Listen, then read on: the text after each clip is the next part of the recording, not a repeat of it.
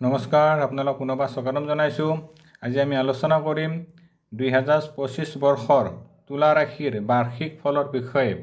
অৰ্থাৎ 2025 বৰ্ষত তুলা ৰাশিৰ মানুহৰ কি শুভ আছে, কি অশুভ আছে, লগতে যদি কিবা অশুভ আছে কি প্ৰতিকাৰ কৰিলে গোটেই বছৰটো এই ৰাশিৰ মানুহৰ সুখ শান্তি সমৃদ্ধি লাভ হ'ব, সেইসমূহ আমি আলোচনা কৰিম। আমাৰ ৰাশি চক্ৰৰ অন্য এটি প্ৰধান ৰাশি হৈছে তুলা ৰাশি। এই ৰাশিৰ অধিপতি গ্ৰহ হৈছে শুক্ৰ গ্ৰহ। তুলা ৰাশিৰ মানুহৰ নামৰ আদি আখৰ হৈছে ৰ আৰু দন্তীয়া ট আখৰ।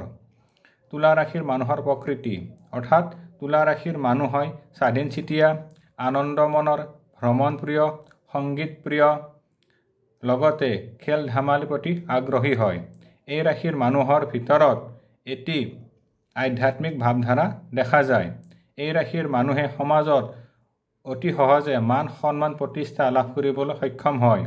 তুলা ৰাশিৰ মানুহ সাধাৰণতে উকিল, শিক্ষক, বৈজ্ঞানিক, দাৰ্শনিক, লগতে শুভ ব্যৱসায়, লগতে প্ৰতিষ্ঠিত মানুহ হিচাপে পৰিগণিত হয়।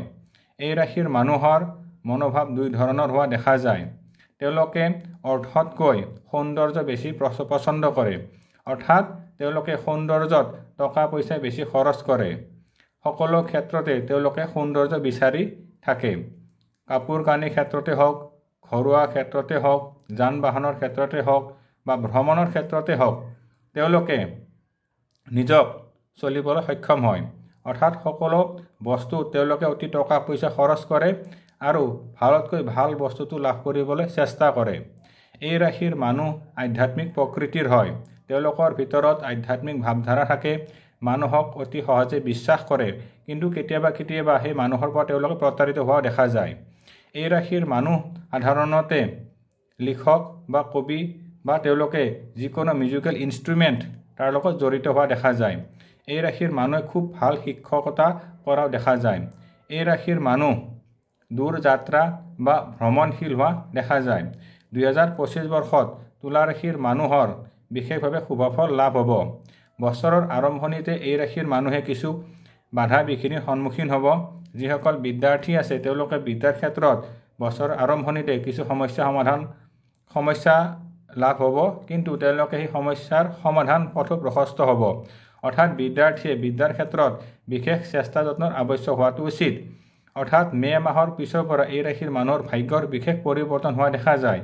এই ৰাশিৰ মানুহৰ মে' মাহৰ পিছৰ পৰা বৃহস্পতি গ্ৰহ নৱম ভাৱত অৱস্থান কৰাৰ বাবে তেওঁলোকৰ ভাগ্যৰ বৃদ্ধি হ'ব, যাৰ ফলত তেওঁলোকে সমাজত মান সন্মান প্ৰতিষ্ঠা লাভ হ'ব, বিদ্যাৰ্থীৰ বিদ্যা লাভ হ'ব, ভ্ৰমণ লাভ হ'ব, লগতে কৰ্মৰ ক্ষেত্ৰত এই ৰাশিৰ মানুহৰ 2025 বৰ্ষটোত বিশেষ শুভফল লাভ হ'ব। সাধাৰণতে চিকিৎসা বিজ্ঞানৰ লগত জড়িত ব্যক্তি, ওকালতিৰ লগত জড়িত ব্যক্তি, সাহিত্যিক, তেওঁলোকৰ বাবে বিশেষ শুভফল লৈ আহিছে। সাংবাদিকতাৰ লগত যিসকল জড়িত হৈ আছে নাইবা খেল ধেমালিৰ লগত যিসকল ব্যক্তি আছে 2025 বৰ্ষত এইলোকৰ মানুহৰ বিশেষ পৰিৱৰ্তন হ'ব। ব্যৱসায় ক্ষেত্ৰত এই ৰাশিৰ মানুহে 2025 বৰ্ষত বিশেষ সফলতা লাভ কৰিবলৈ সক্ষম হ'ব। সাধাৰণতে নৌকা পানীৰ লগত জড়িত ব্যৱসায়, যান বাহন, লগতে মিঠাই ব্যৱসায় আৰু এই ৰাশিৰ মানুহৰ কল কাৰখানা স্থাপনৰ বিশেষ শুভফল লাভ হ'ব।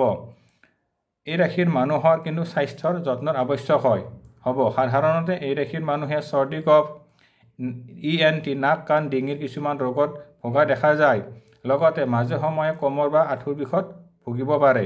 এই ৰাশিৰ মানুহে স্বাস্থ্যৰ বিশেষ যত্নৰ আৱশ্যক হ'ব।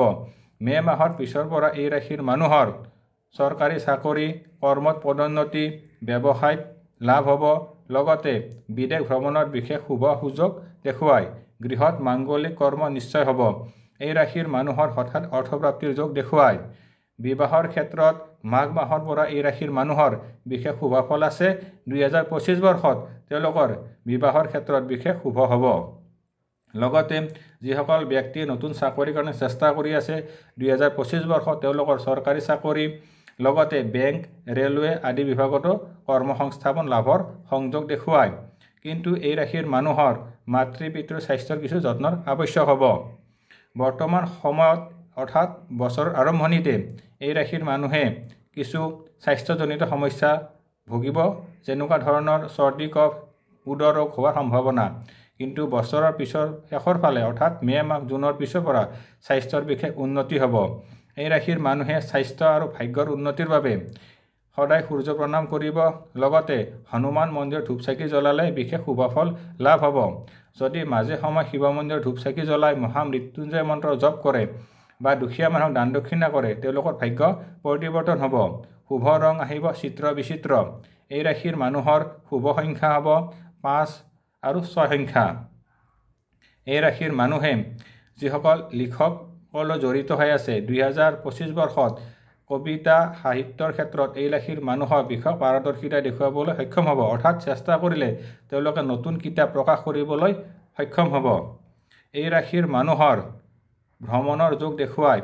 লগতে ব্যৱসায় বাণিজ্যৰ লগতে বিভিন্ন দিশত শুভ সংযোগ লাভ হ'ব। কিন্তু এই গোটেইখিনি সময় তেওঁলোকে মে' মাহৰ পিছৰ পৰাই শুভফল লাভ হ'ব। বছৰৰ আৰম্ভণিতে যিসকল শিক্ষাৰ্থীৰ পৰীক্ষা আছে তেওঁলোকে পৰীক্ষাৰ ক্ষেত্ৰত বিশেষ চেষ্টা যত্নৰ আৱশ্যক হ'ব আৰু মনটো কিছু চঞ্চল হোৱা দেখা যায়। গতিকে শুভ শান্তিৰ বাবে এই ৰাশিৰ মানুহে যদি বিষ্ণু মন্দিৰত ধূপ চাকি জ্বলায় বা ভগৱান বিষ্ণু প্ৰাৰ্থনা কৰে লগতে তুলসী গছত সদায় পানী ঢালে তেতিয়াহ'লে বিশেষ শুভ হ'ব।